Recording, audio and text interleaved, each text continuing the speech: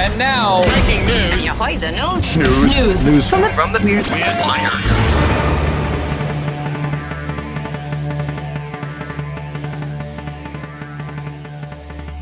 News from the Weird Wire here this morning. I'm going to try and be tasteful in this first story. Welsh woman pleads guilty to harassment via flatulation selfie. How do you like that? There's other words for that. Toot. That's gross. In addition to just being gross, sending a selfie like this can be illegal, harassing behavior. And I'm glad. If you're unfamiliar with the concept of fart selfie, it's exactly what it sounds like, taking a video of yourself while doing that. As the BBC reports, a Welsh woman named Rhiannon Evans employed this method to pester Deborah Prytherch, her boyfriend's ex. Something tells me the boyfriend will be the ex very soon. According to prosecutors, Evans sent multiple selfies to Prytherch, showing her passing wind, her face smiling at the camera. Well, why would you do this anyway? I mean, I can see guys doing this. This is going to be more than we need to hear at this hour of the day. Right. At least there's no smell-o-vision. True. They argued that the messages were malicious. I agree. Telling the court she was smirking throughout, found it hilarious, but the victim didn't. I would like to feel safe in my home, Prytherch said. You are. Evans' defense attorney, however, argued that she did not have malicious intent and has dealt with mental health problems. Well, that probably wasn't a good thing to say. At the time she sent these videos, she had some drinks, and she sent them. Understanding now this has caused the victim some distress, the defense maintained. In the end, Evans pled guilty to pursuing a course of conduct amounting in harassment. Sentenced to 15 rehab sessions.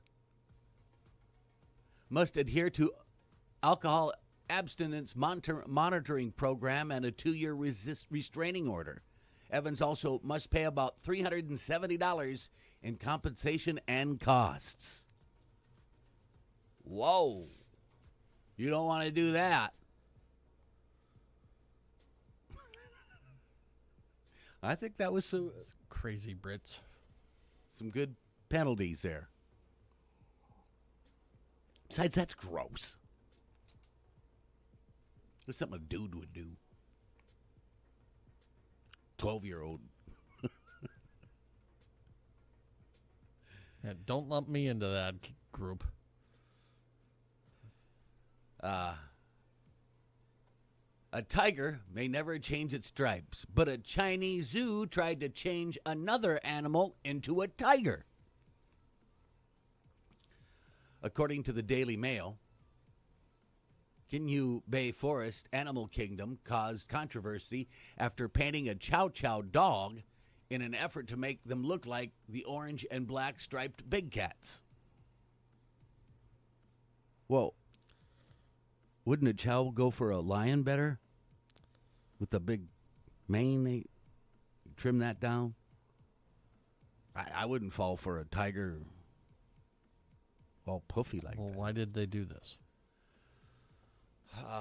The zoo later called the dye job a gimmick to present the Chow Chows as a tiger dog, not a tiger. It added that the stunt was done by a professional and doesn't pose any health risks.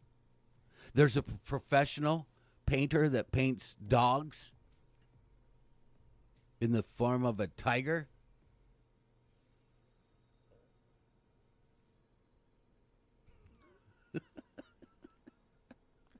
Just be happy that someone's working. Now, what do? Paint dogs to look like tigers? I'm a dog painting expert. Not to pose any health risk on any Chow Chows painted like a tiger. Well, who?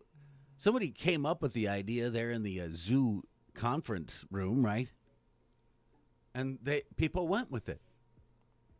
This is a bad use of brainstorming. Mm-hmm. Hopefully nobody is tricked into thinking that it's okay to pet tigers like you would paint tigers like you would dogs.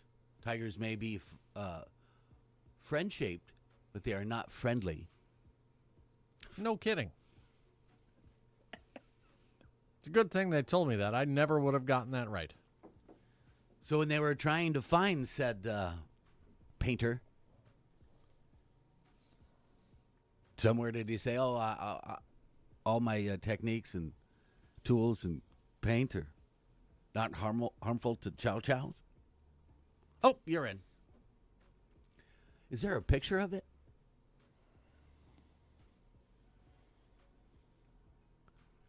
I'd like to see it, because I'm sure it's a terrible job, where you could look at it and go, why would somebody paint a chow-chow like a tiger?